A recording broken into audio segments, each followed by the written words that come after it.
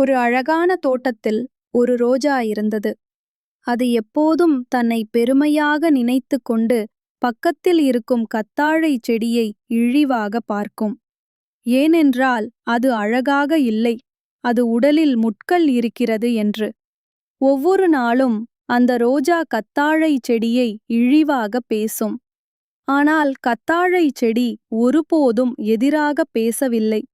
கோடைக்காலம் வந்தது. ரோஜா விரைவில் வாடத் தொடங்கியது. அப்போது ஒரு சிட்டுக்குருவி கத்தாழை செடியை தட்டிவிட்டு பறந்து சென்றது.